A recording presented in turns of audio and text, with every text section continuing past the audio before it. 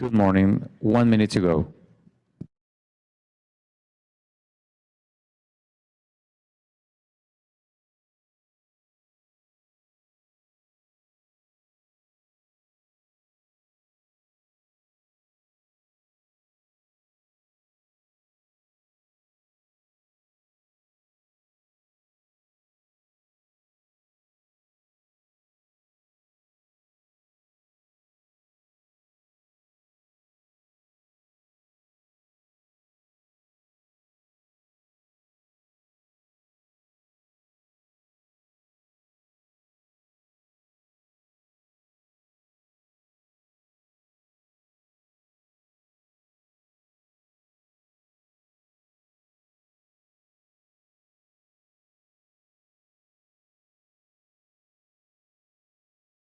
I'm an assistant professor of urban studies at the University of Toronto, and I'll be your moderator today, and I'm super delighted to be here. So welcome to CivicLabTO session number 3, A Caring and Safe City for Everyone. But before we officially begin, I'd like to start with a land acknowledgement. As this meeting is both in person and virtual, and we're not all gathered in the same space, I recognize that this land acknowledgement may not be for the territory that you are currently on. We ask that if this is the case, you acknowledge the traditional territory you are on and the current treaty holders. For those of us in Toronto, I'd like to acknowledge that the land we are on is the traditional territory of many nations, including the Mississaugas of the Credit, the Anishinaabe, the Chippewa, the Haudenosaunee, and the Wendat peoples, and is now home to many diverse First Nations, Inuit, and Métis peoples. We also acknowledge that Toronto is covered by Treaty 13 with the Mississaugas of the Credit. I hope land acknowledgements inspire you to continually learn about, listen to, and deeply reflect on the impacts of colonization and the histories of the places you travel through and call home.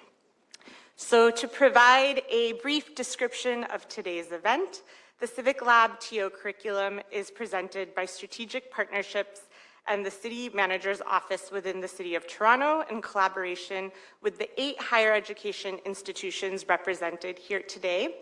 Civic leaders from the city and the higher education institutions are forging a path of partnership and innovation between our organizations.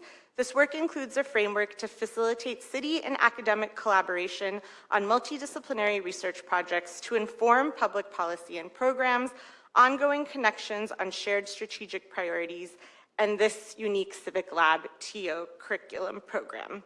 So we're really thrilled to be hosting this year's CivicLabTO in council chambers, and this is, as you know, a very unique learning space and opportunity, and to our knowledge, this is the only course of its kind in a North American city, so we're very lucky to be here. So as mentioned, today's session is titled A Caring and Safe City for Everyone. But what does it mean to be a caring city? To me, a caring city prioritizes dignity-centered approaches to solving social problems. I'm actually part of a research project titled Community Safety Pathways that explores how urban planners and policymakers can place care, compassion, and empathy at the center of plans, programs, designs, and decisions so that they can reduce harm to vulnerable groups that are disproportionately criminalized. However, building a caring city is complex because when we focus on the needs of one group of constituents, another group can feel overlooked or uncared for. So for example, an increasing number of unhoused residents are setting up shelters and parks and other open space areas due to a lack of affordable, appropriate, and safe housing options. At the same time, many other residents may see this as unsafe and want to use these spaces for leisure and recreation. How does the city address this dilemma? Similarly, the debate over safe injection sites and their role in harm reduction is ongoing. How firm is the city's current commitment to these sites? And how can it balance the public health needs of users with diverse reactions of the wide community? And adolescents are facing mental health crises or homelessness and need youth-focused drop-in centers that provide peer support, counseling, and essential resources. How can the city locate these centers and provide these services in neighborhoods that are both transit accessible and welcoming. So before I pass it on to our guest speakers to discuss these care and safety dilemmas for today's session, I want to cover a few housekeeping items. So as you know, today's session is being recorded and participants are asked not to share any personal information within the meeting. The session will be available on the CivicLabTO website, which is www.civiclabto.ca, and made available to your instructor in the near future. If you've joined us in person at Council Chamber, remember and please note that we ask that you avoid joining the virtual WebEx webinar. The washrooms are located in the hallways by the elevators, so just out that door over there. And then there will be a Q&A at the end of today's event, and if you're joining us in person and are sitting in council members' chairs, you may speak into the built-in microphones, and to use these mics, press the speaking button to activate the mic, and then once your question is asked, please press the speaking button again to mute the mic, and we also have a wireless microphone coming around, and if you're chosen to ask a question, remember to remain brief and concise and only ask one question. And everyone joining us virtually will be manually muted during the event, and if you are in council chambers and have joined the WebEx meeting, please also mute your device's speakers. And then lastly, remember that there'll be a meeting for all of the university students, U of T, OCAD, York, TMU, that are doing the institutional collaborative assignment reflection essay. If you don't have a partner, right after class, we'll meet above the council chamber, so you just go around and up the stairs, and you can meet there to find a partner for this assignment. This is an opportunity to find that partner and begin on your reflections. So without further ado, we're going to hear from Nicole Watson, Interim Associate Director of Violence Prevention and Social Development, Joseph Stalteri, Director of Service Planning and Integrity, and Milton Barrera, Director of Outreach Services. Also, after we hear from our three speakers and have a Q&A, we'll also hear from Jennifer McGowan, Manager of Public Consultation, where she'll provide some information about opportunities to be involved in 2026 budget consultations. So I will hand it over to you, Nicole. Thank you so much.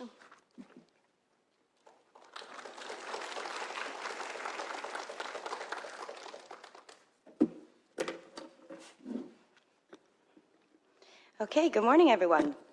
Thank you very much for the introduction. I am very excited to speak to you all today. I have a few different pieces that I'm going to talk about. You'll see on the screen now. The main one that I'll use as sort of our overarching case study is the Toronto Community Crisis Service. However, I also want to talk about this under the larger framework of SafeTO within the City of Toronto, and I'm going to start off with some other programs that are included in that. I really loved in the intro the talk around dignity-centered approaches to collaboratively addressing social problems. I would say that at social development, which is the division I'm from, that is really what we try to do every day.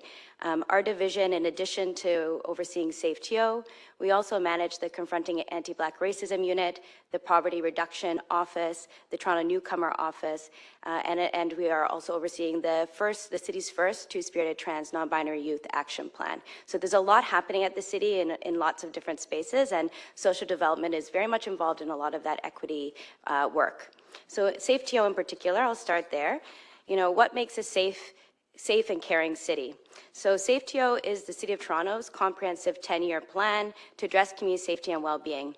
It really is a revolutionary plan, though, because it looks at safety not from the lens of traditional understandings, where it's just more of a sort of enforcement approach, a law and criminality understanding. It's really a fundamental shift in the way we think about safety and a transformative change in that sense. So it takes much more of a public health, social equity approach to safety writ large. Next slide. There are 26 actions that span over 7 strategic goals within the plan. So they are on the screen currently, but I'll go through them briefly. One is reduce vulnerability. The second is to reduce violence.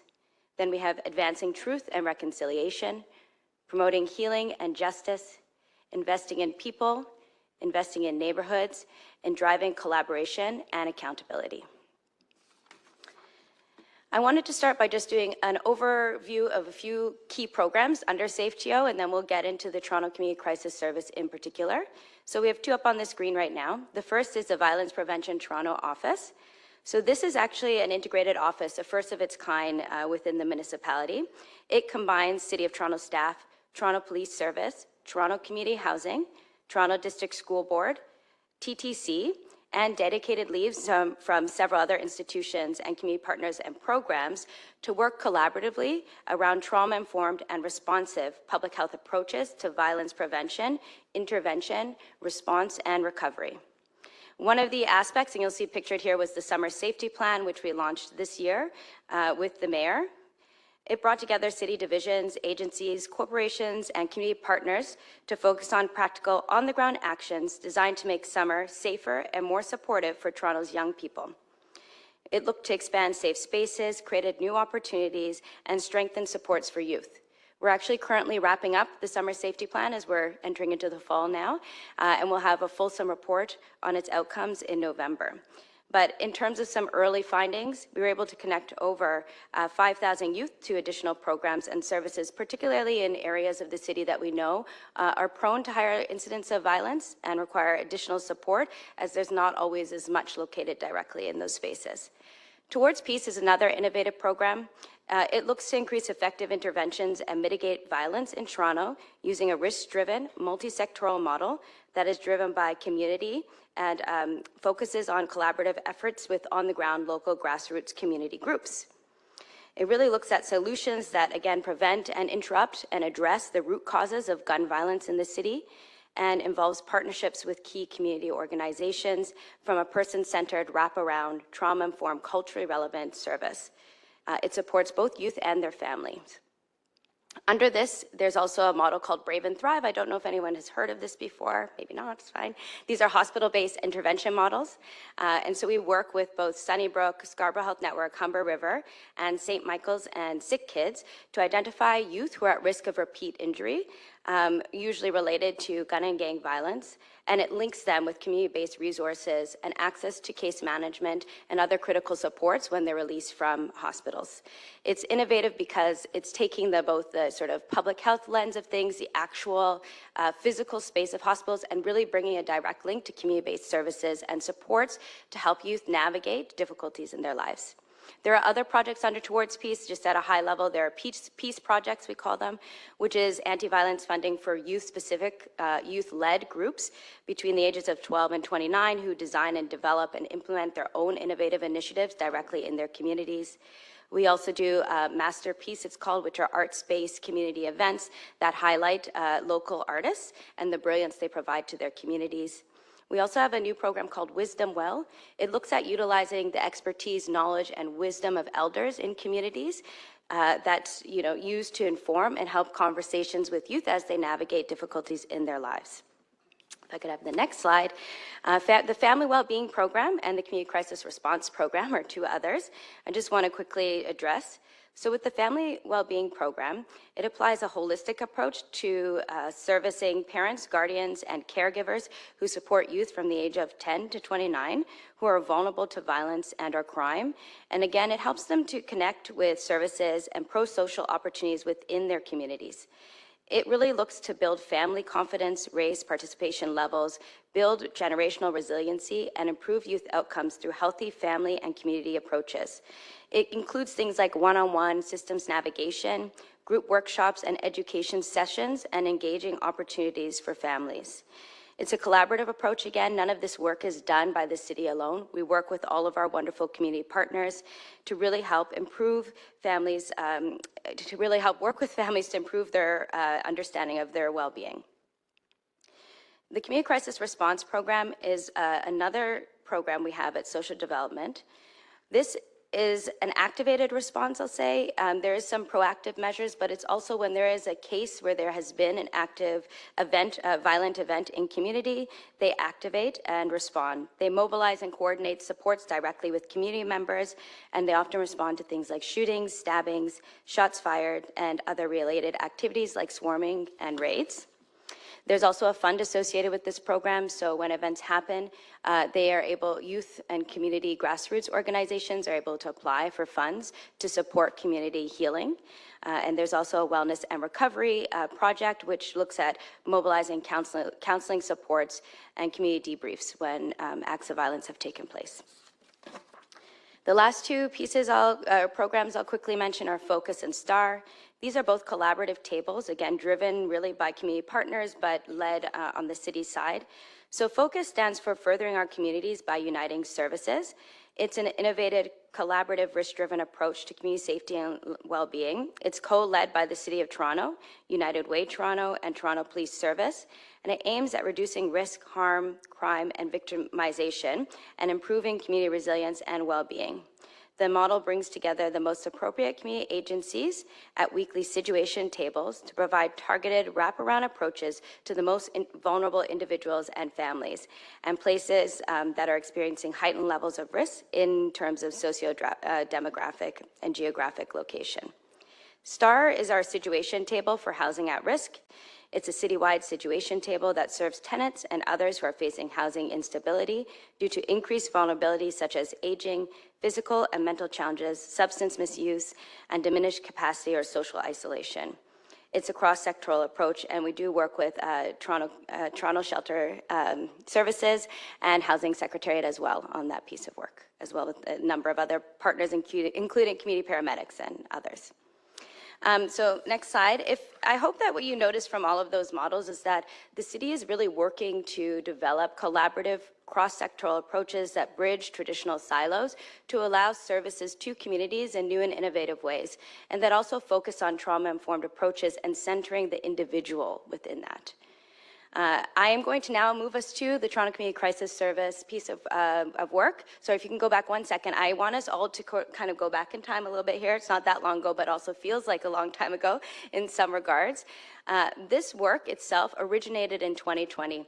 And it's really important for me to situate it within the Black Lives Matter movement and other sort of movements that were national, international, and also local, related to addressing instances where people with mental health issues experienced levels of force through law enforcement that maybe were not appropriate for the situations. And so there was really a call from community to action, and the city heard that. And so what we did is engage in an extensive consultation process. I was part of that process, and it feels a long time ago, but we did 33 consultations in collaboration with 17 different community organizations. We also had a public opinion survey poll, which surveyed over 6,000 residents in the City of Toronto around their feelings of safety.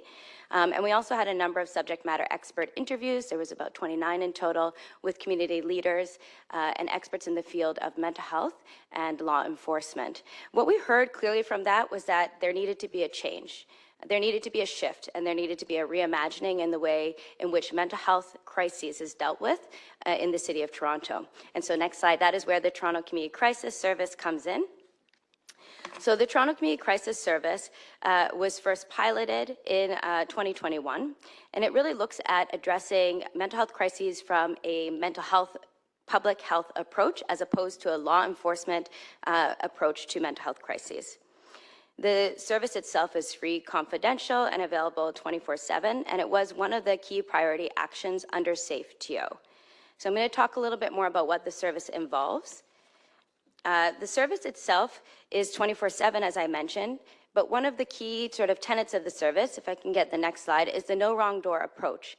So the service itself is accessible through 911 or 211, 211 being the main channel for service. and allows people to access a non-police-led mental health response in the City of Toronto. So if you didn't know about it, because we're still working on our public education campaigns, now you know. If you see someone who is experiencing a mental health crisis in the City of Toronto, or if you yourself are experiencing a mental health crisis, or you have a family member who might need some additional supports, you can call 211 to be connected to the Toronto Community Crisis Service. They are a voluntary consent-based service. That means that the individual needs to consent to receiving service, but there are mobile crisis teams. They will come out on site and provide service to the individual. That can look like de-escalation, it can look like future planning, it can look like offering referrals to other community services. You know, it really is an individualized response that meets the individual where they're at.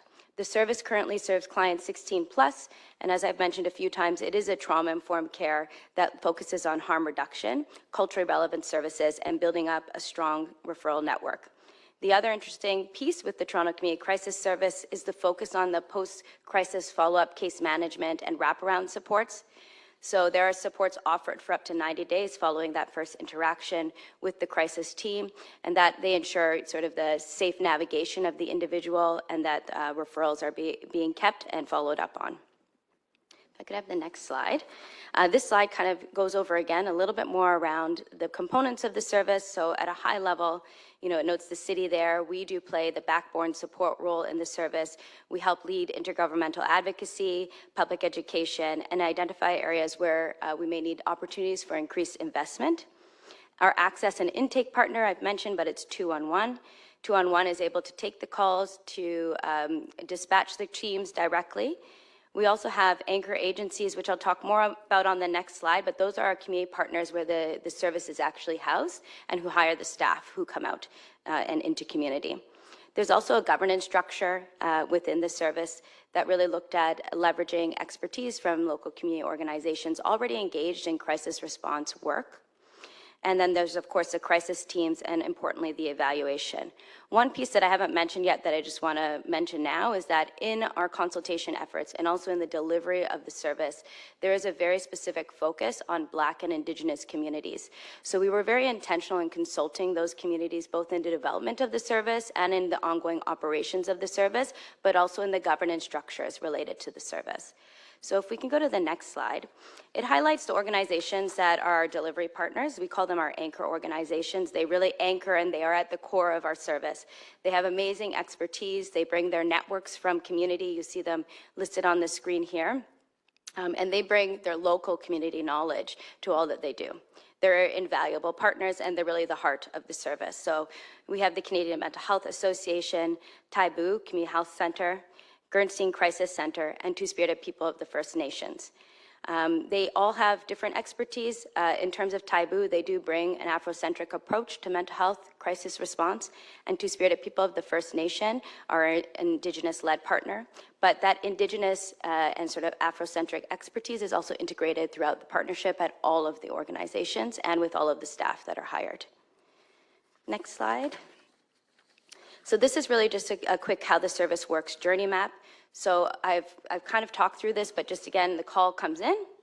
It is assessed by 211, and the teams are dispatched. It currently takes them about 30 minutes to arrive on scene. It can be a little bit more, a little bit less, depending on various factors, including the number of calls in queue, the traffic in Toronto, et cetera, but it's about 30 minutes. Once on scene, they provide holistic support and intervention, and they also continue to provide that post-crisis wraparound case management support for up to 90 days. There's also a 48-hour follow-up check-in with individuals just to make sure that everything is going all right after the initial interaction.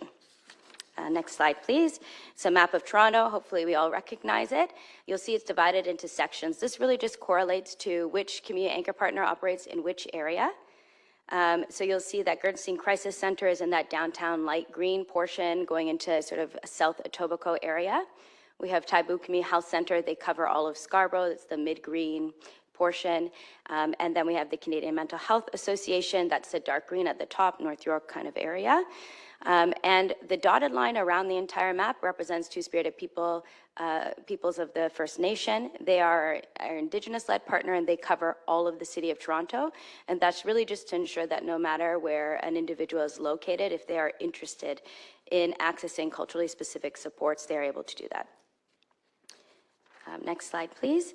This gives us a sense of what the teams look like. So I will say we've allowed flexibility in the uniform, so to speak, that teams wear. And that was something we heard, that some people like the look and some people want less of an obvious appearance. And so each anchor partner, their staff may look slightly different in terms of whether they're wearing t-shirts, whether they're wearing jackets, if they are wearing hats. But what all of them have is the lanyard that you see pictured on the screen. It's a green lanyard, and they have an ID card that identifies them as a Toronto Community Crisis Service staff.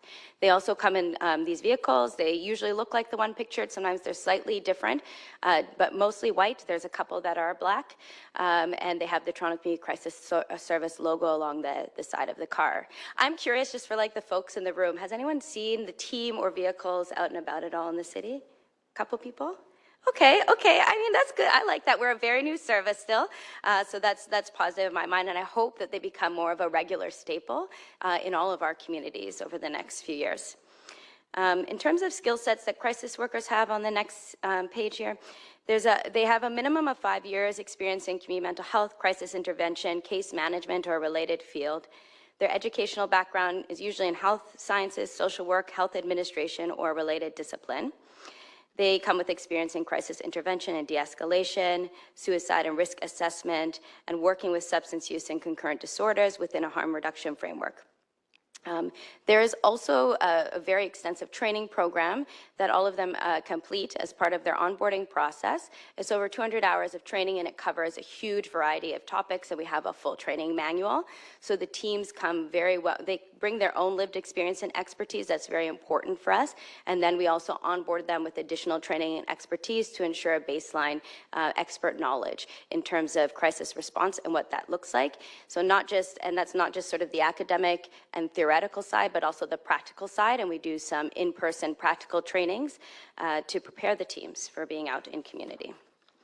So how's the service doing so far? Go to the next slide, and the next slide, which is actually just photos of community events, and then the next slide. In terms of what we heard, so we did a year one report on user experience, and 95% of the service users reported being satisfied or very satisfied with TCCS. 90% said that it increased their feelings of safety and well-being. 95% said that it connected them to the supports that they want and that they felt emotionally safe receiving those supports. And I think that's really important when we're dealing with individuals at a vulnerable point in their life. Next slide. In terms of the service user quote, I just wanted to share this one. I'll read it briefly. We have many of these, and they're all really impactful and meaningful.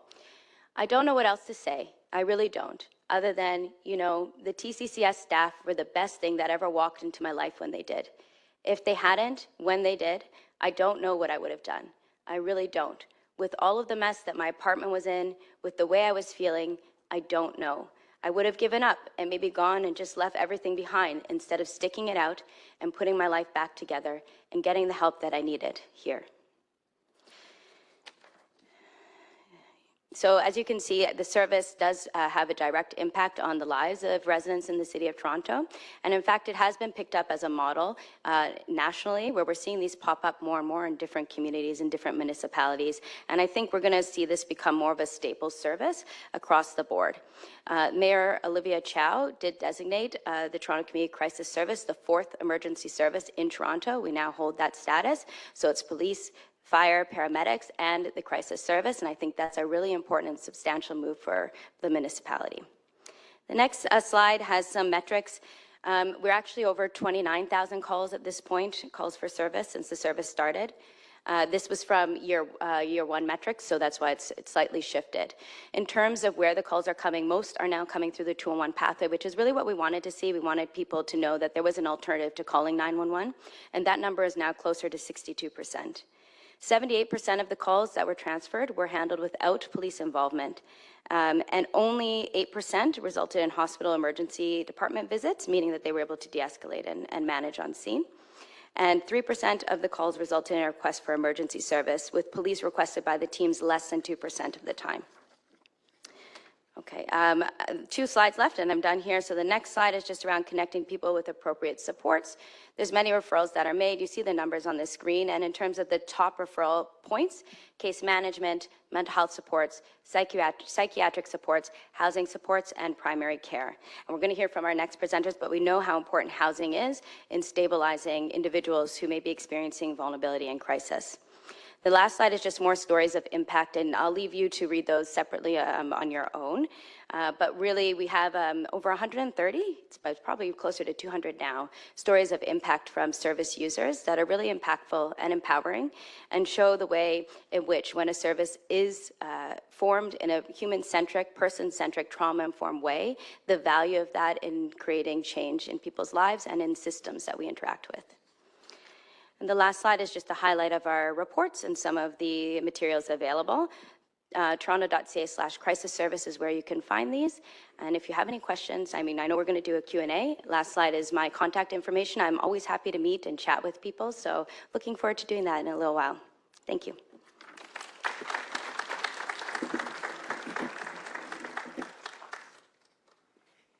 Thank you so much, Nicole, for teaching us and sharing all the dignity-centered approaches and varied programs the city has, and particularly around the Toronto Community Crisis Service and how you work with anchor organizations. Super interesting, so thank you.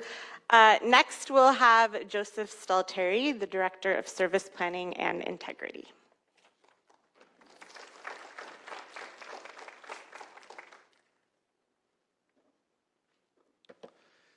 Thank you, Aditi.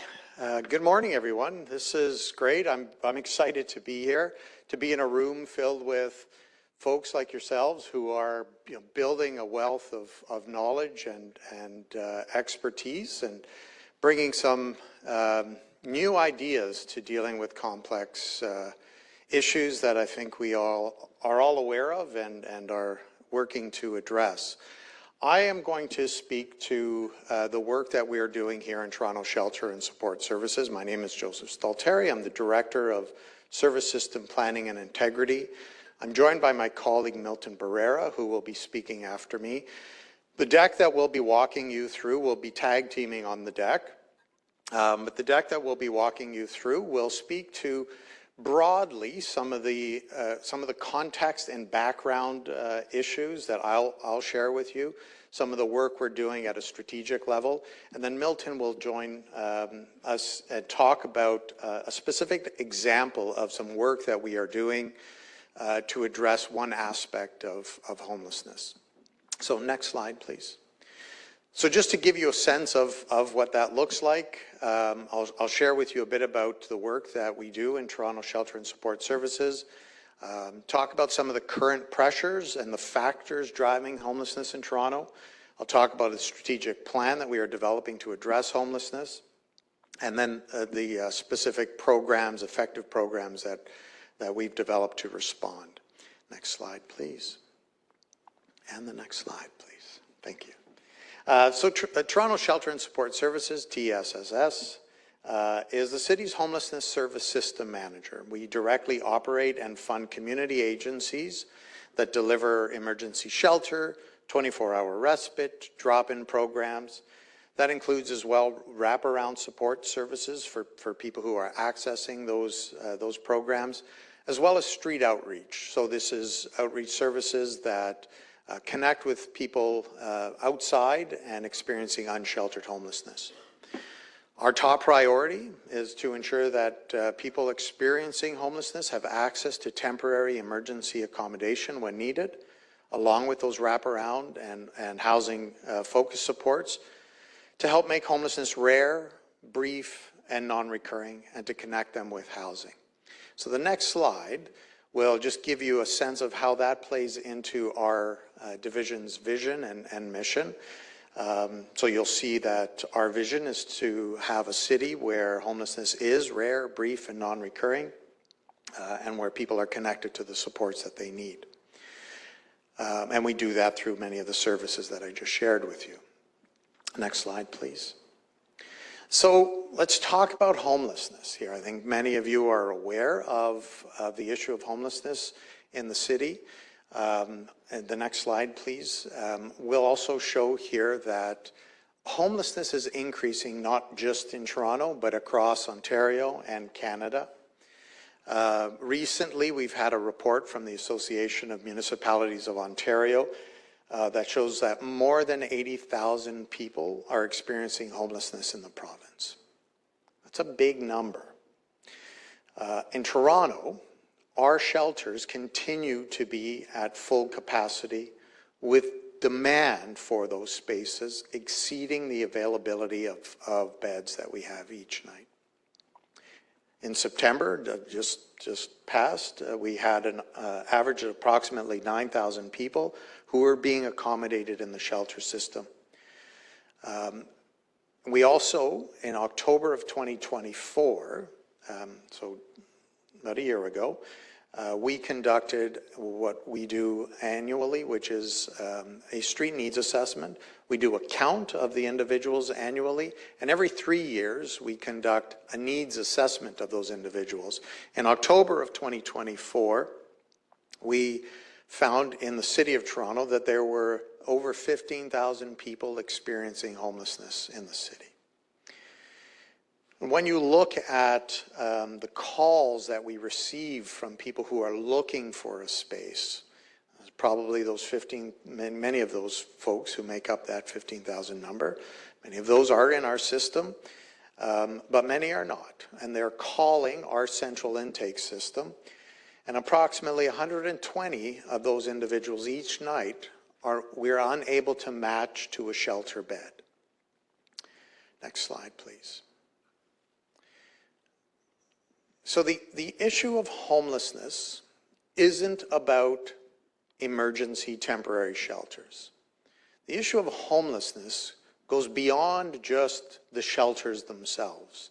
The shelters, you could say, are like a canary in a coal mine. They indicate that something isn't right, that something isn't working in other areas of our systems and our society.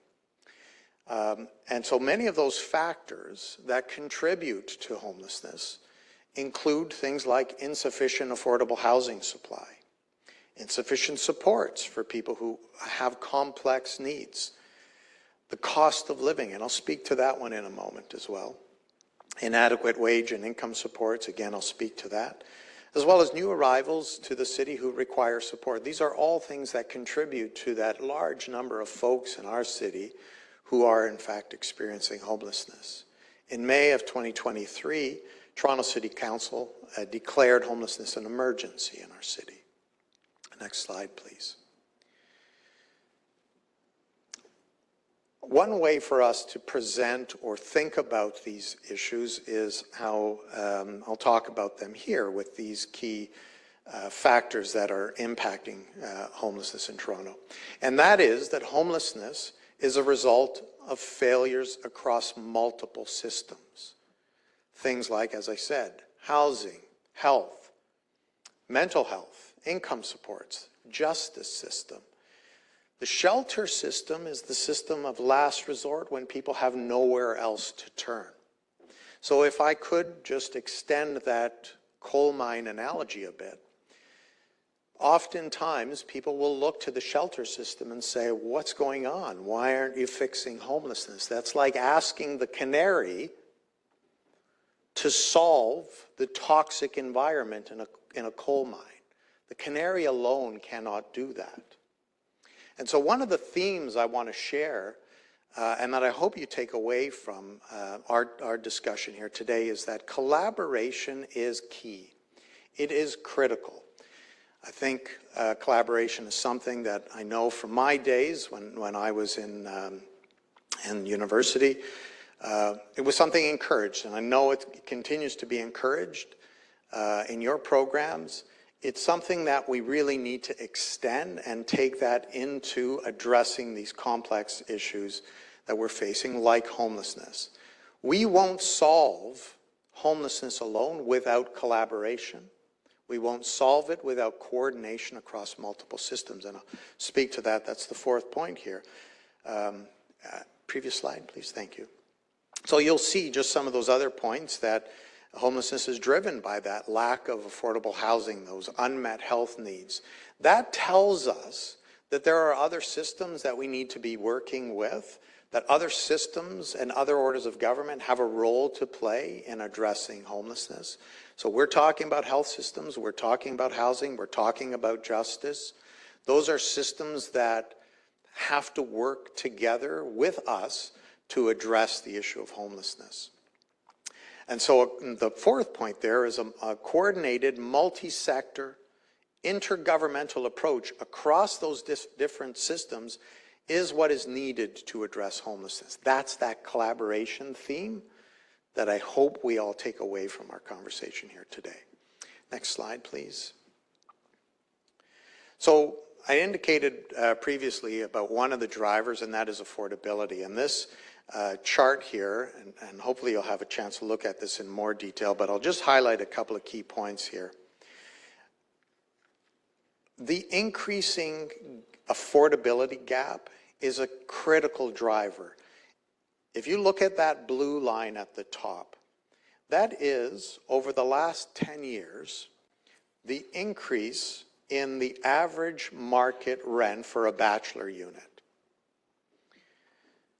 When you look at how people can afford that, particularly folks that are on Ontario Works or people who are on Ontario Disability Support Program benefits, that's represented by the orange line for those on Ontario Works and the green line for those on ODSP, or Ontario Disability Supports Program.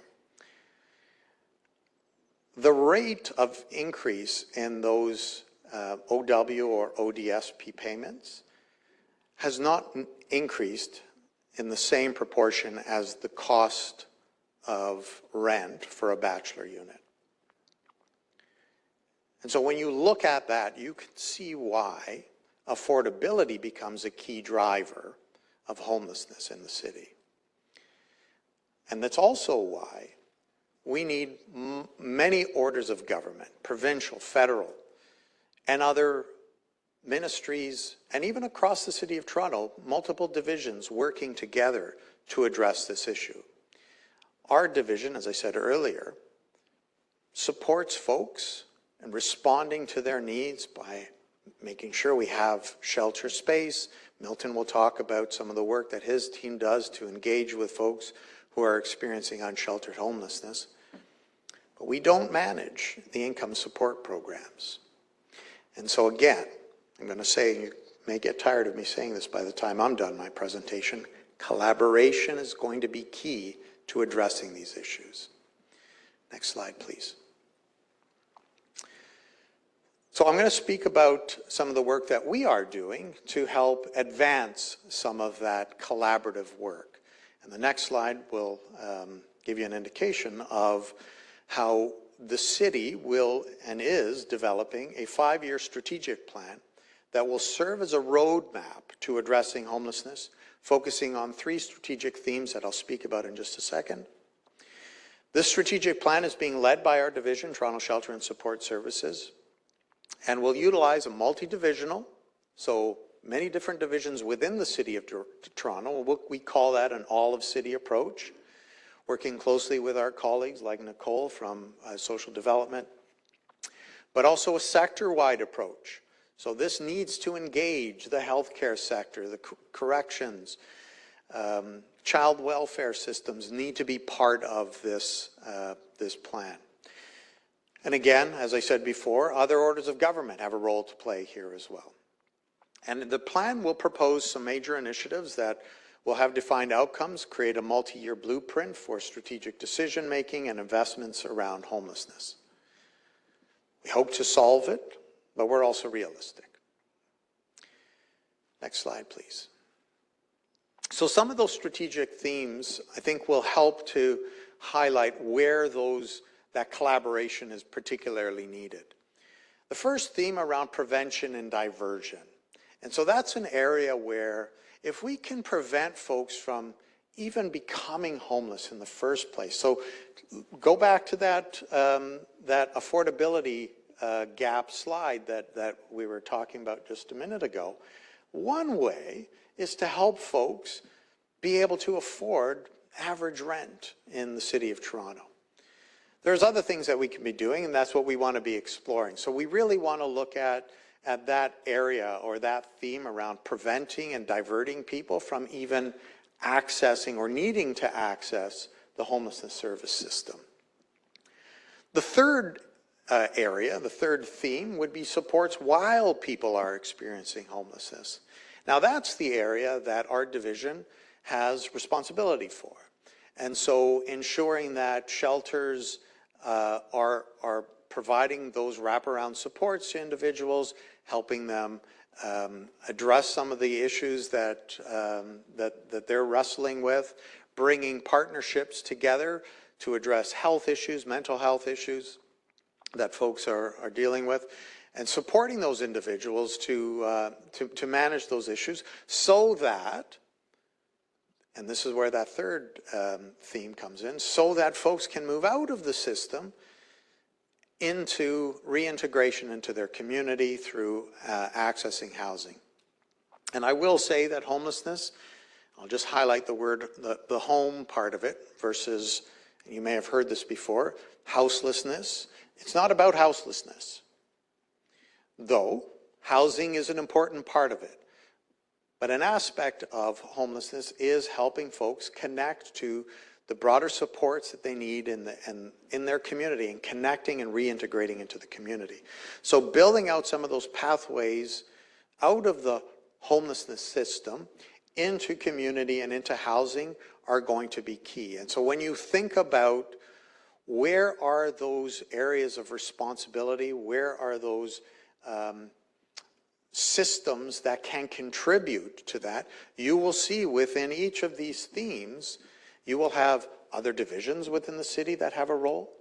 You will see that there are other provincial ministries that have a role. You will see that there are other sectors that have a role to play. And so what we really want to encourage through our strategic plan is to have an all of society, all of government, all of sector approach to addressing this very complex issue. Next slide, please. So we've done some work on this strategic plan. We've engaged quite broadly on this, engaging with service providers, city staff, Indigenous partners, various stakeholders in the community, local business, and also people with lived and living experience of homelessness.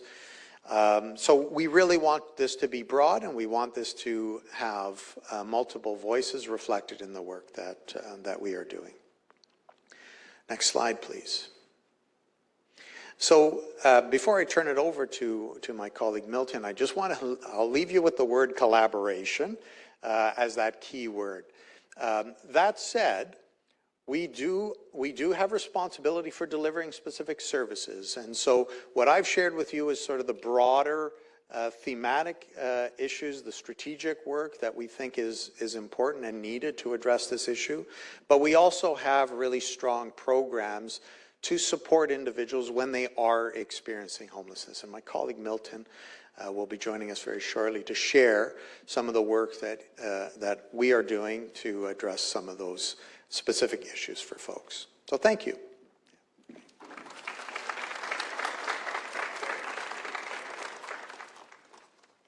Thank you so much, Joseph, and thank you for reminding us that the reason homelessness exists is because there's failures across multiple systems, and that coordination is key across those systems to end homelessness. So next we'll hear from Milton Barrera, Director of Outreach and Access.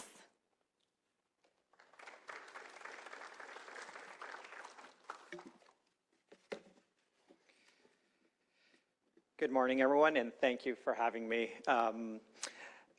As referenced, I'm Milton Barrera, Director with Outreach and Access, and basically my section oversees, exactly as the section title suggests, access into the shelter system and supporting folks who are outdoors, whether they're in encampments or in the transit system or just out on the streets, parks, or ravines.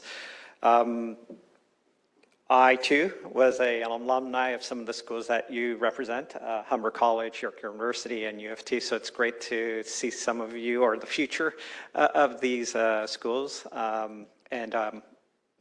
hopeful that we can have a good conversation. I'll make sure we have time for questions and answers.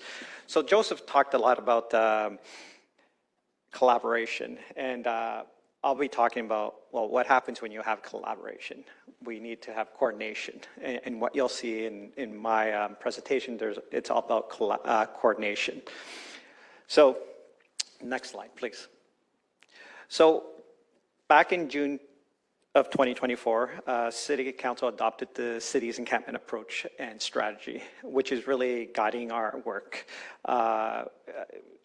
with Toronto Shelter and Support Services and other divisions and partners on how to address and resolve encampments across the city of Toronto, and to work with folks that are living outdoors. Just a little bit of history there. People may have heard of the June 2021 encampment clearings that happened. Trinity Bellwoods, Alexandra Park, and Lamport Stadium were part of those clearings. And at that point, it was more of an enforcement approach. So we went back, talked to multiple partners, engaged with multiple communities, and also determined, hey, we can't continue this way. At the same time, there was an increased presence of encampments across Toronto. This is not just a Toronto issue. Every municipality is dealing with encampments, and also across Canada. So we came back with the Interdivisional Protocol for Encampments in Toronto, also known as the IDP, which is part of our encampment approach and strategy. And that IDP outlines a coordinated approach to supporting people in encampments by ensuring that they can access shelter and/or housing. Next slide, please. So there's 4 pillars to our encampment approach and strategy. The first is enhanced outreach model. Basically, that is bringing supports and services to the people that are living in encampments, recognizing that each individual has unique needs. This is a coordinated approach with multiple divisions and community partners, including Indigenous partners, to ensure that we can support the unique needs of individuals at encampments. The other pillar is new service models. So currently in our shelter system, we have regular shelters, we have respites, we have soon to have our winter response warming centers, and we know that there's not a one-size-fits-all for folks who require services. So we want to make sure that we continue to advance and evolve our service provisions and developing new models. The other piece is enhancing safety in shelters. So CAMH did a study on safety in shelters, and they provided quite a few recommendations that we're undertaking to ensure that safety continues to be paramount in ensuring that folks feel safe when they're receiving services in our shelter system. And then obviously, our ultimate goal is permanent housing. So working with the Housing Secretariat, we're looking at, rapid rehousing, social and supportive housing. And it's, as everyone can attest, housing, as Joseph described, is a challenge. But nonetheless, that is our ultimate goal. Next slide, please. So our IDP, it outlines a clear, transparent, and coordinated process to guide city staff in supporting people in encampments to access shelter and housing, while also supporting the safety and wellness of the surrounding communities. So we updated our principles by a human rights-based approach. And what does that mean? So, there's 2 ways of looking at encampments. One person might say, well, how are we going to get rid of the encampment, right? That's one way of looking at it. From a human rights approach, it's not about the encampment, it's about the person. So how do we ensure that when a person arrives to a park, a ravine, that we connect them to supports and services to ensure that they do not return to a park or a ravine? So that's more of, and then by default, there won't be an encampment. So that's more of a human rights approach to tackling or addressing the issue. Another component is supporting people in encampments with outreach, shelter, and housing. So again, that's part of our enhanced outreach model. The coordination, so having clear roles and responsibilities. There are multiple divisions and community partners that are part of our response. To name a few, we have Parks and Recs, Most of our encampments are in parks. We also have forestry, which is no longer part of Parks and Recreation because we do have folks living in ravines. Transportation services, there are encampments on right-of-ways, under the bridges. Toronto Fire, often people may not think about Toronto Fire, but Toronto Fire does a lot of prevention and awareness to folks living in encampments. Specifically in the colder months, people may light up a fire, so it's about informing individuals what are your safety precautions to ensure or minimize any casualties or injuries. Toronto Police is also a partner. Enforcement is part of our response, but it's a last resort. And I'll talk more about enforcement. Toronto Paramedics, we have their paramedicine team. That's a community-based team that is on the ground working with our staff. And of course, our Indigenous partners, because we want to make sure that we have culturally appropriate supports and services for folks living in encampments. As stated, there's a process for initiating enforcement, and I'll leave that alone for now because I'll go into detail about what that means. Supporting safety and well-being of local surrounding communities. So part of that is also having a community work group, so we can have folks that are living in the area, also BIAs, and different stakeholders who can participate in how we resolve the encampment at a local park. Clear procedures for encampment communications. So what does that mean? It means that we need to be transparent. We need to make sure that the folks that are in the encampments are aware of what services are available, and also no hidden surprises. We are here to really provide transparent information, again, working under privacy and consent protocols. But we also know that we have to have different formats for folks because everybody may receive information or interpret information or understand information differently. And then also, when we do resolve an encampment, what does a prevention measure look like? So I'll give you examples of what that means. Next slide, please.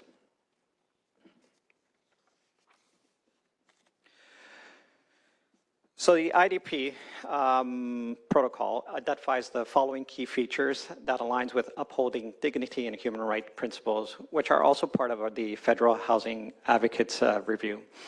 Our approach is grounded in a housing first and a human right-based approach, prioritizing access to permanent housing and voluntary person-centered supports. As indicated, enforcement is a last resort, only pursued after we've exhausted all reasonable tools and options to support people to access shelter or housing that meets their identified needs. So what do we mean by dignity, respect, and participation?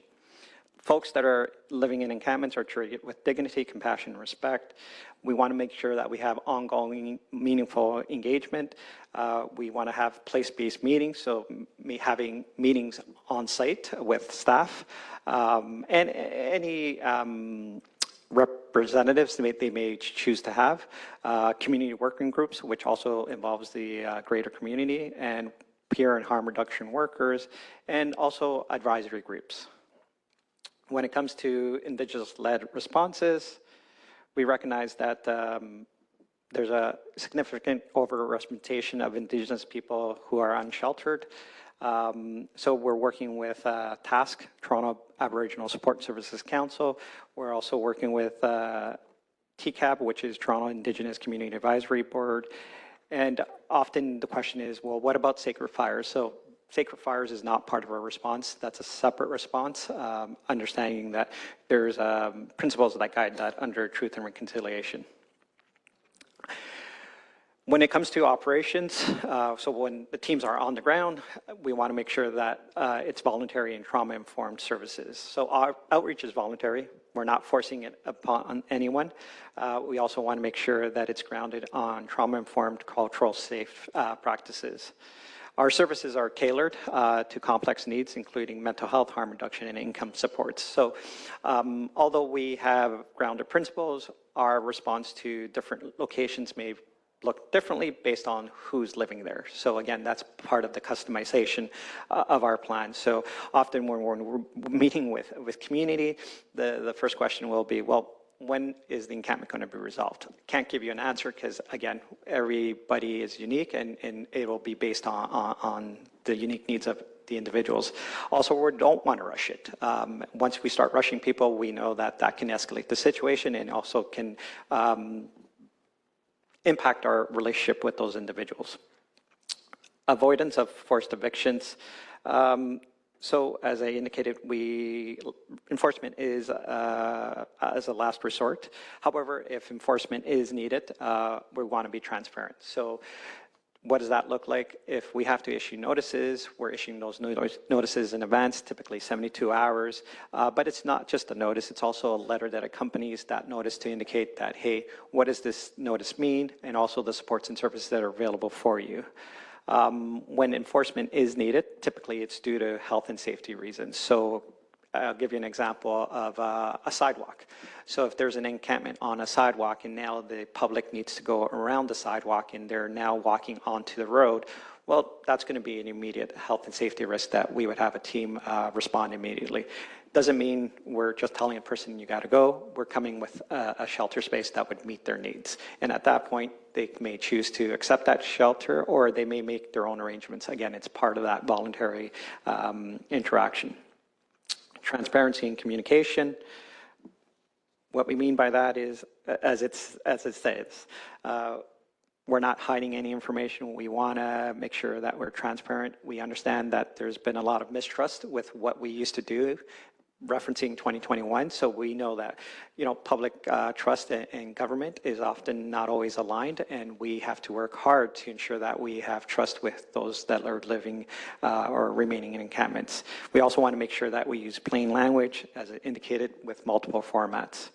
And also our IDP is publicly shared. So our interdivisional protocol, if you were to Google it, you'll see what our protocol encompasses. Next slide, please.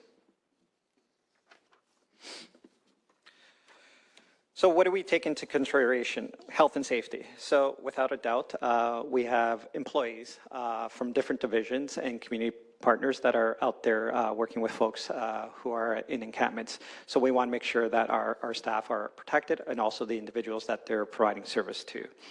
So that comes in multiple formats.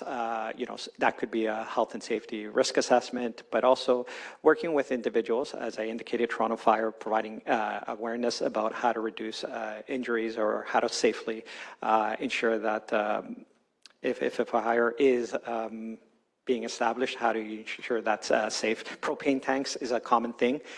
We have a program where, hey, if folks aren't using their propane tanks, instead of just leaving it abandoned, we'll come in and pick them up. The other piece too is just working with parks. We typically have regular pickups of items that they may not require anymore. So instead of it just being hazardous materials just laying about, we have our parks team or solid waste coming to do regular pickups. We're also looking at, we're in the process actually of developing a risk assessment process, which is really an impact analysis. So as you can imagine, there's several encampments across the city. There's over 1,500 parks across the city of Toronto, and right now we have a little over 300 encampments in those parks.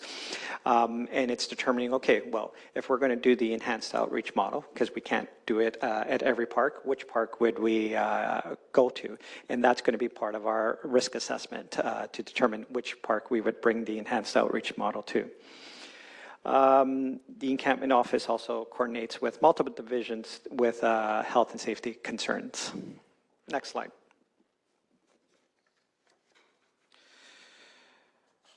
So our biggest resource is really connecting with the people through our outreach teams. And this is not just through City of Toronto Streets to Homes outreach team. This is also our community partners such as Albion Services, Agent Court, NAMI Res.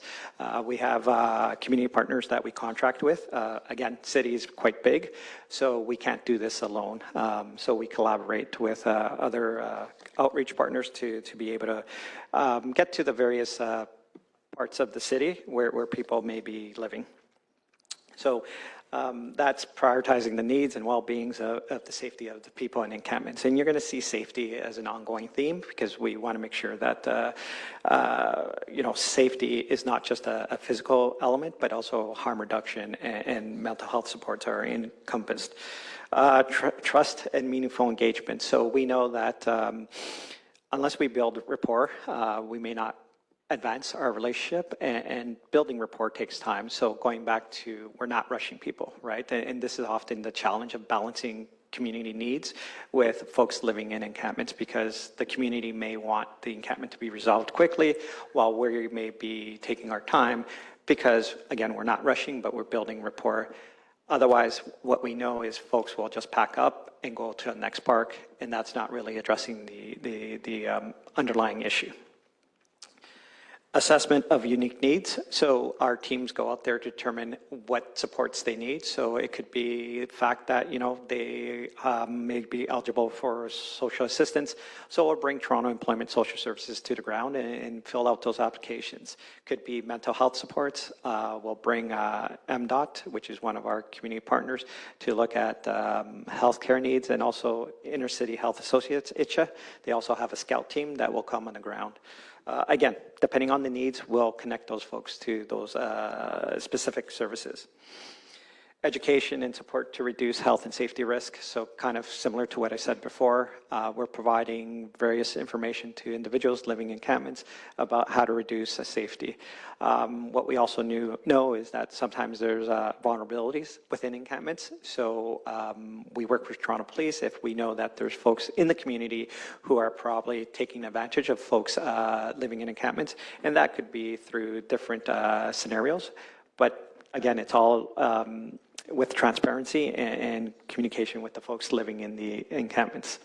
And then, of course, housing-focused outreach. Our goal is to ensure that folks move into housing. Sometimes it's not always straight from encampment into housing, but it could be we want to start the housing journey, progressive realization into housing from the moment they're in the encampment, and then the shelter staff, if they do move into shelter, would continue that work. Next slide, please. So enforcement.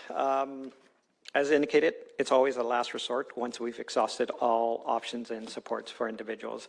And self-determination is part of that, right? Folks have the, they can refuse all the supports and services that we bring them. But there comes a point where we have exhausted that and we now may need to enforce. And again, it's going to look different from location to location. There's no magic equation here. It is case by case.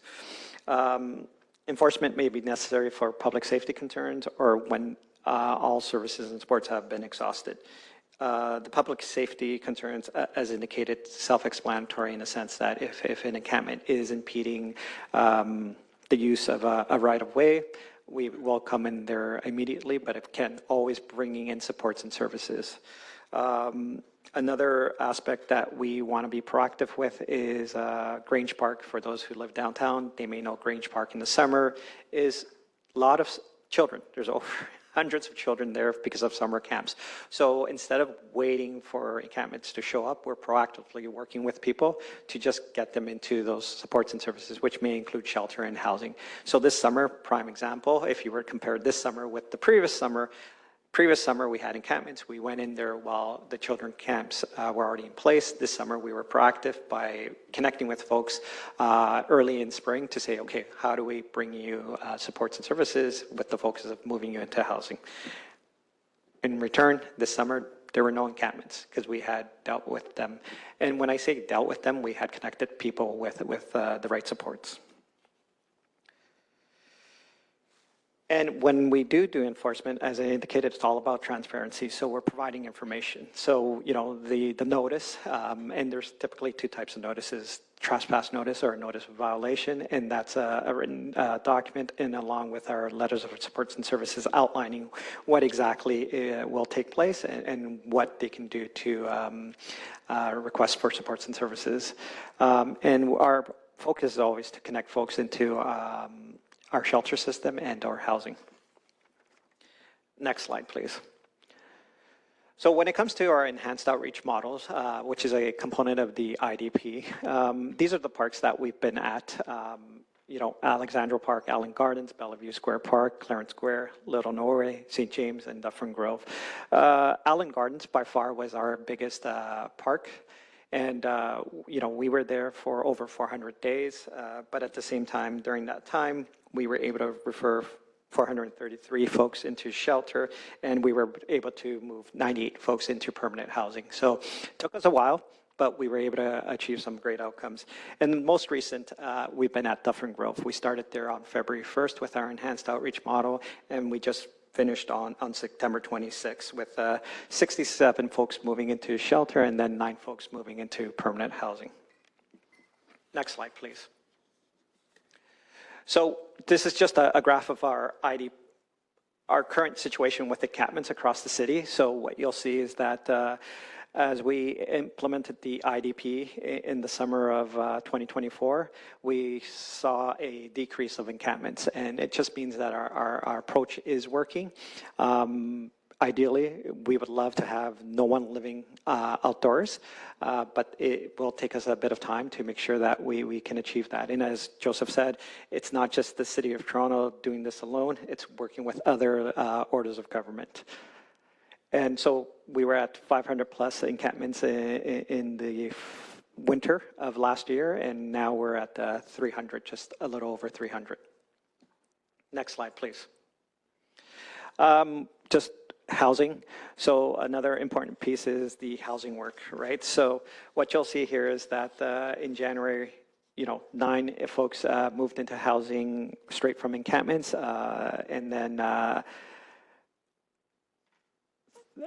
the blue line, 18 were moved into housing from outdoors. So not necessarily in encampments, but it could be the transit system, someone sleeping on the sidewalk. So the difference between an encampment and a non-encampment, and maybe I should have started that with that previously, is anytime there's a structure, a tent, that is considered an encampment. When someone's sleeping on the sidewalk with a sleeping bag or just on top of a crate, that's not considered an encampment. So just want to have that clear distinction. But what you see is just a continued increase of folks moving into housing straight from outdoors. Another impact here too is the Canadian Ontario Housing Benefit. That is an allowance that has helped us move a lot of folks from our shelter system and outdoors into housing. But we also had a point where there was a decrease of COBS available, which also impacts our ability to move people into housing. So just to conclude here, while our encampment approach focuses on safety and support in the short term, our measure of success is really about moving people into permanent and stable housing. So thank you.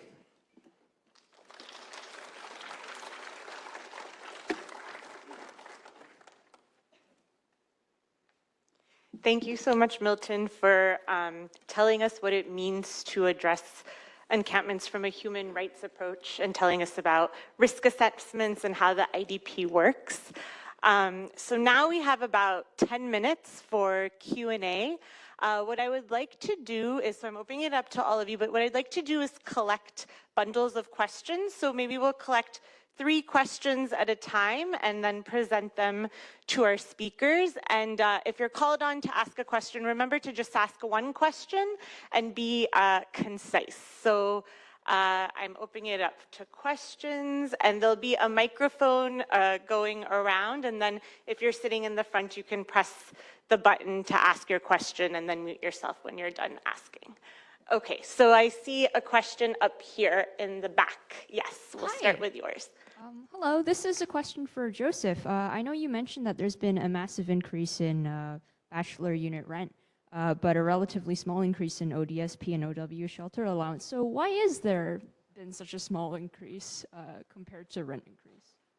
Okay, great. So I'll bundle them so that you can answer, so we can get more in. So first question. Okay, I have one here in the green jacket.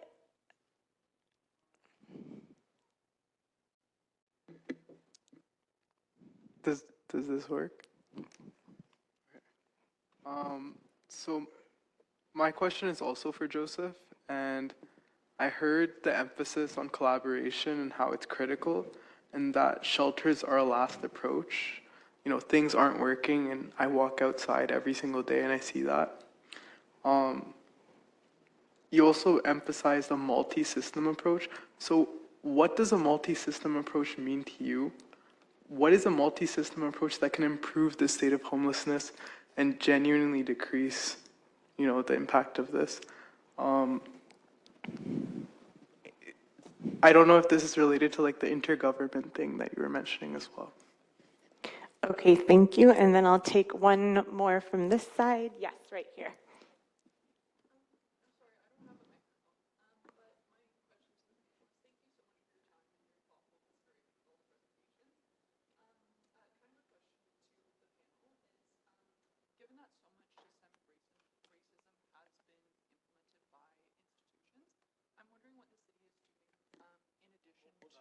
Yeah, we're bringing a microphone.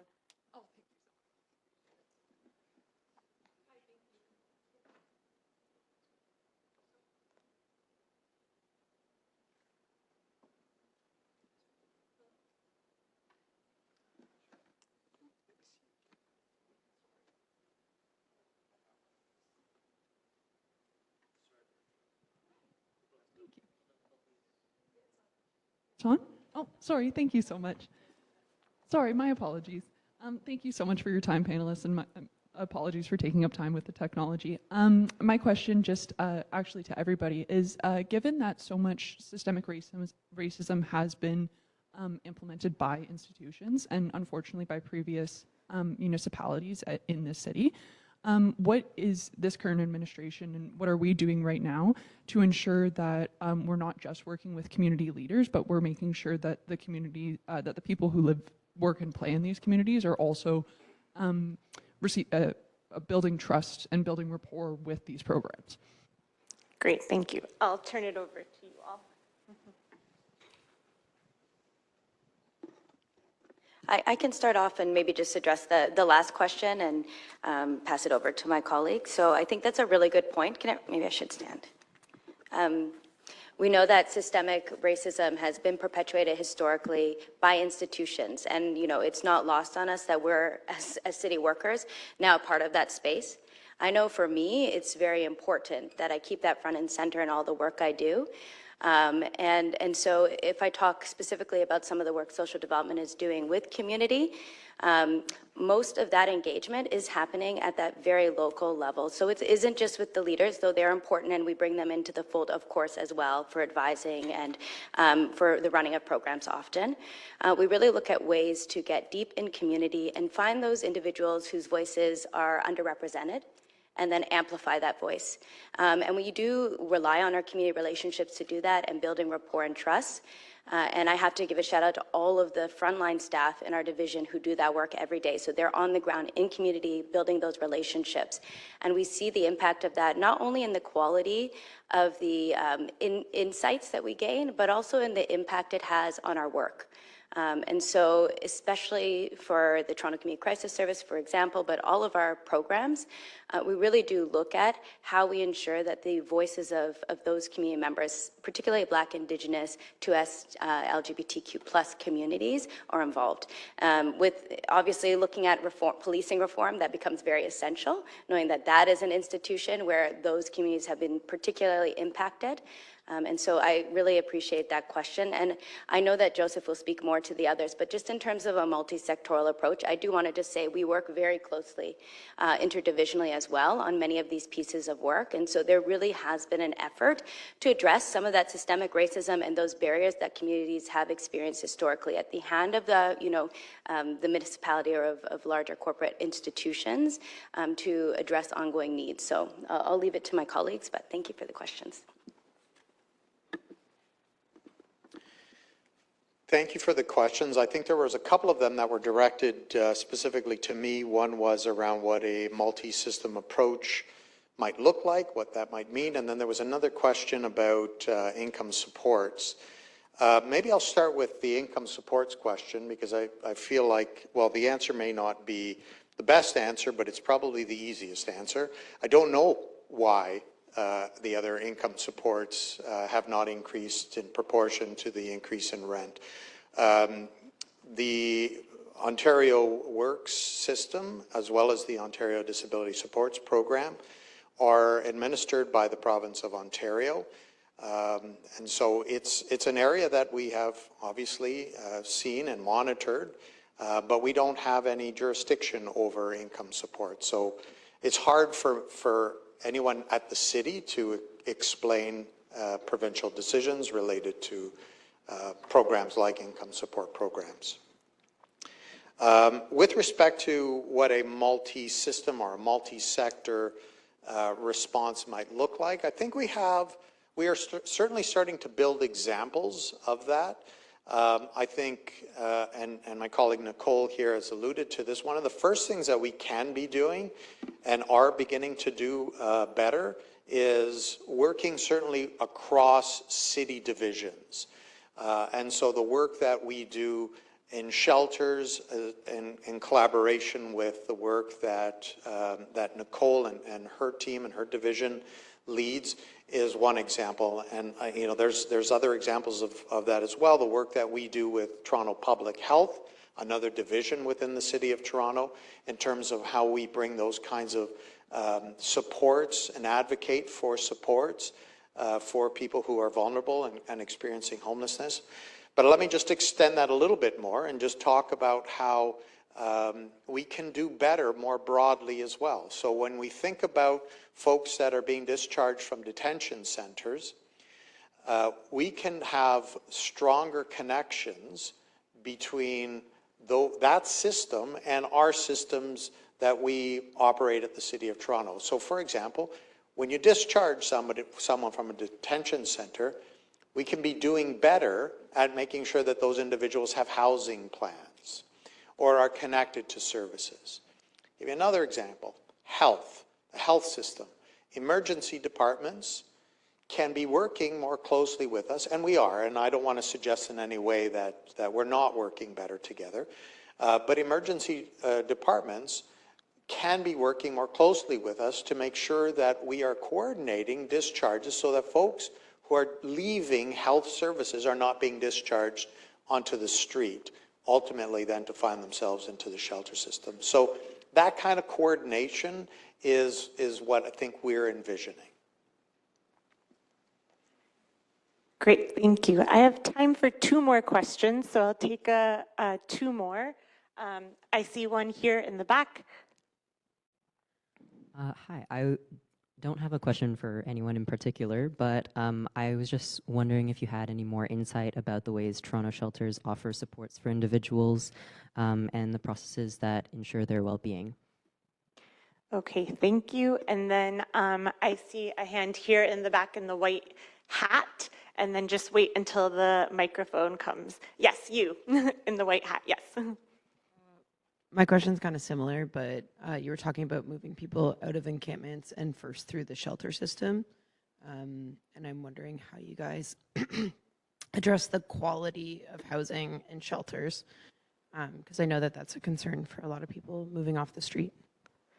Okay, thanks. And I'll actually take one more right here, and then that will be the last question.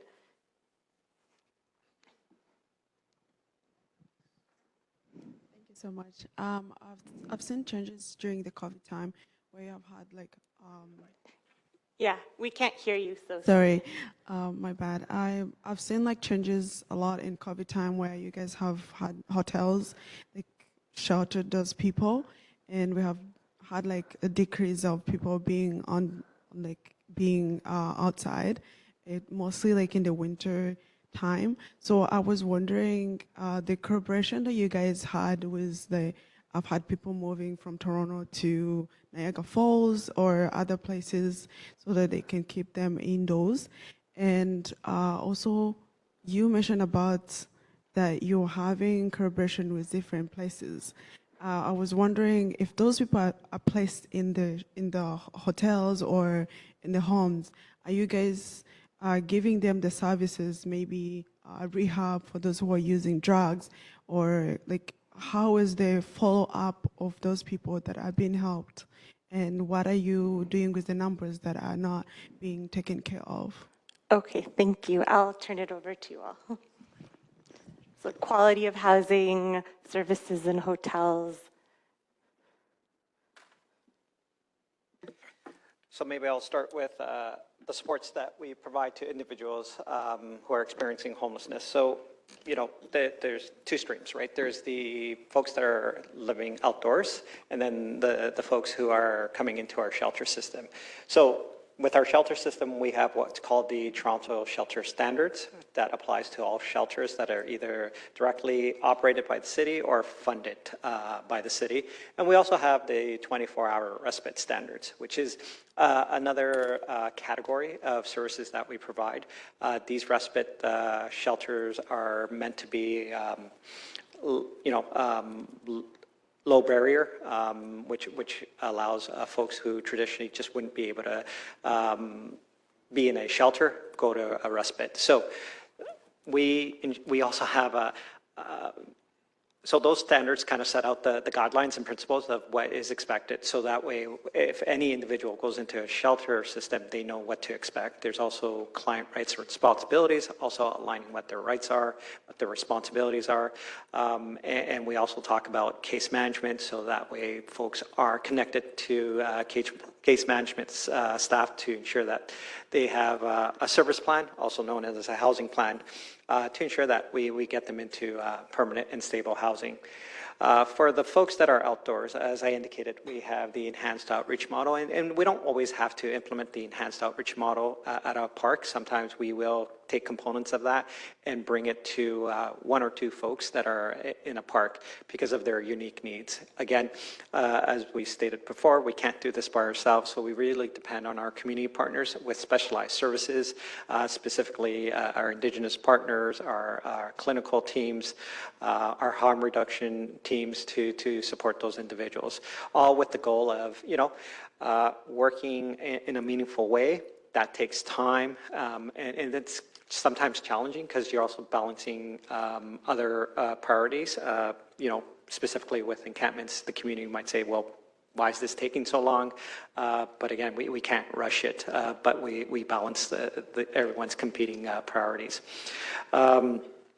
We also have, when it comes to supports, one thing that we're seeing is companions, pets, right? More and more folks have pets, and we've really increased pet capacity amongst all our services.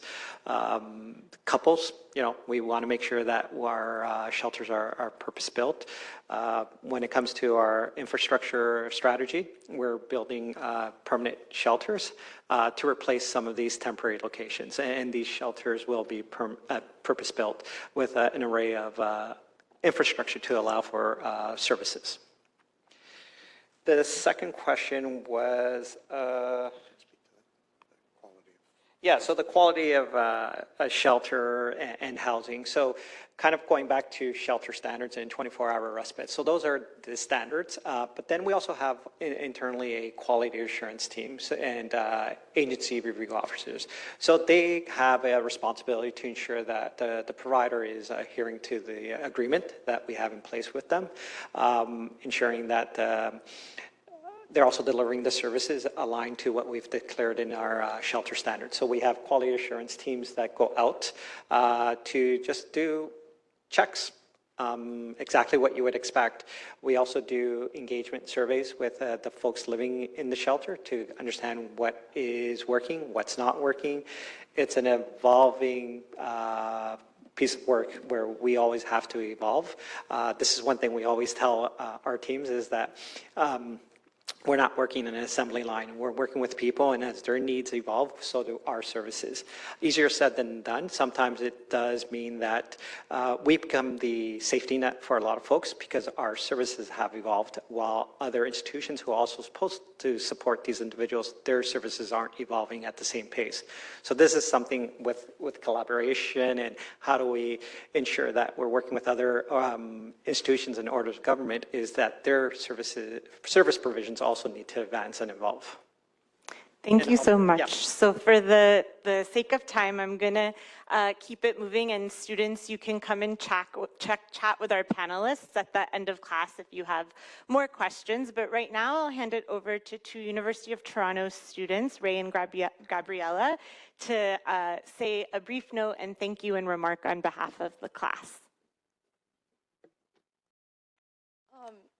So on behalf of the University of Toronto, I want to extend a huge thank you to our 3 city representatives for taking the time out today to provide some insights to young leaders present here today in this room. Nicole Watson, the Interim Associate Director of Violence Prevention and Social Development, as well as Milton Barrera and Joseph Stalteri, whom my colleague will address formally soon. So today in the first part of our session, Nicole Watson discussed SafeTO's comprehensive 10-year plan to advance community safety and well-being, as well as the Toronto Community Crisis Service, which is a strategic plan to divert mental health crises effectively. We then wrapped up by discussing the positive impacts of these community-based supports and programming. As a second-generation immigrant myself, I can appreciate the dignified focus that you're taking on with partnering with local grassroots organizations and engaging with holistic processes or approaches from Afrocentric and Indigenous expertise supports. I believe this is a huge step forward in rejecting the status quo and traditional strategies that were once believed to reduce homelessness, violence, and drug abuse on the streets. I did want to hone in on the criminalization of homelessness and low-income populations that have proven itself ineffective, from constant surveillance of and over-policing of racialized low-income neighborhoods, ticketing and fining unsheltered individuals, and denial from shelters and social support services, but also being denied existence from public benches, sidewalks, and parks. Again, if you're constantly treated as a nuisance, socially excluded, and even ostracized, why would one want to integrate themselves in that very society as active, working, and engaged citizens? So while we're taking a huge step forward in dignity-focused strategic processes, there's still much work to be done in disengaging our legal enforcements from criminalizing easy targets, and instead shifting that focus on the root of the problem, which is the institutions and systems that continuously exploit these vulnerable communities and citizens and keep them in these cycles of poverty, which I would agree are the real criminals. Thank you.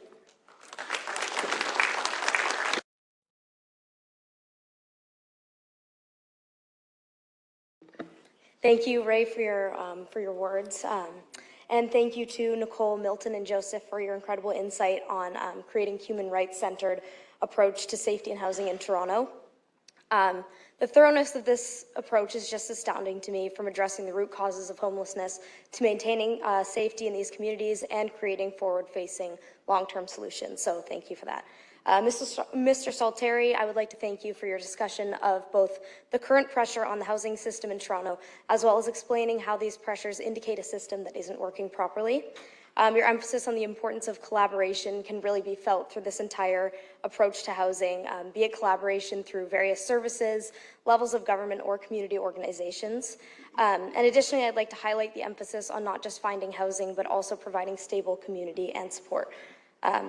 And Mr. Barrera, thank you so much. I want to thank you for your emphasis on transparency and safety across all levels of intervention. The idea of building community trust is something that I think often gets lost in translation when discussing unhoused populations and homeless populations. So that was really refreshing and heartening to hear. And seeing intentional and careful enforcement as a last resort highlights this human-centered approach. So on behalf of the University of Toronto, and I'm sure all the students present today, thank you all so much for speaking with us.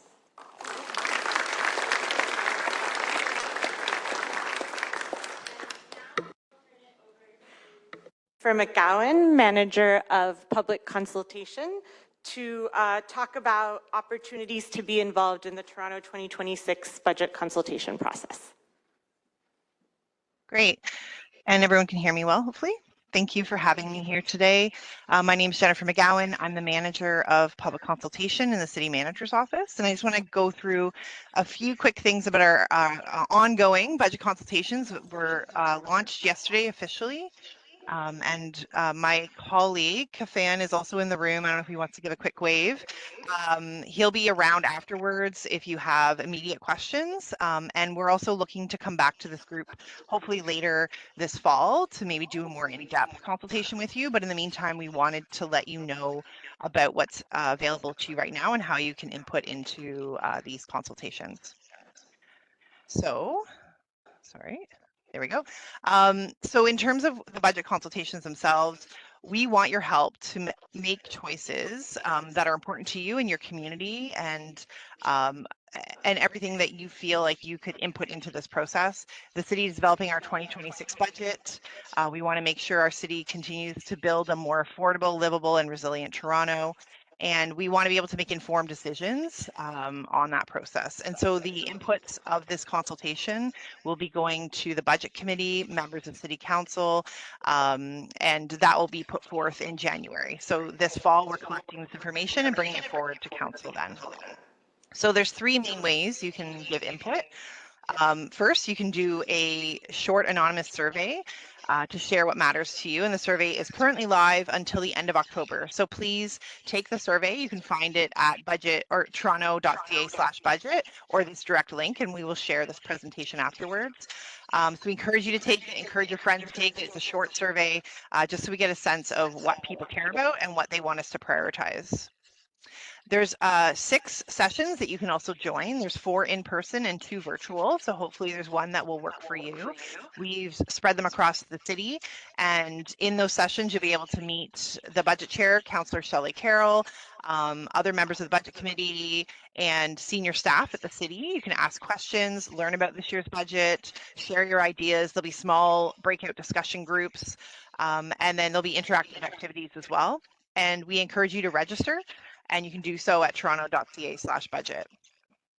And then in third, you can create, maybe with your class or on your own, conversations. And we have a toolkit that will be launched hopefully today or early next week that you can use to help you guide those discussions in a group and be able to input that into the city as well. So we want you to participate that way as well if you can. And there's many other ways to stay informed and get involved. So we're on all different forms of social, and you know, there's lots of other information on our website as well. So the whole process, we're starting now with this October public consultations. The budget launches in January, early January, and then there'll be more opportunities to participate in January as well. And so thank you so much for your time. I know that was quick, but like I said, Kafan is in the room, and he can help answer any questions, and we'll share this deck with everyone as well.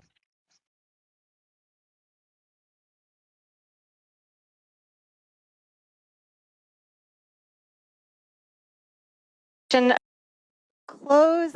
Thank you so much to our enlightening speakers for your amazing presentations and for the critical work that you do every day. Thank you to all the students for being here and for your really excellent questions. And just a reminder that our next session will be in Committee Room 1 on November 7th. So next week you're back at your host universities, and the next session is Building Homes Faster. And again, if you don't have a partner for the reflection assignment and you go to TMU, OCAD, York, or U of T, we're meeting right after class upstairs, up these stairs, in order to find a partner. And then lastly, I just want to remind everyone that this weekend is Nuit Blanche. It starts this Saturday at 7 p.m. and it goes until 7 a.m. and there'll be public art installations all over the city in the Chinatown area, Etobicoke, North York. So check out the art online and go see it this weekend. So thank you again, everyone, and have a great day.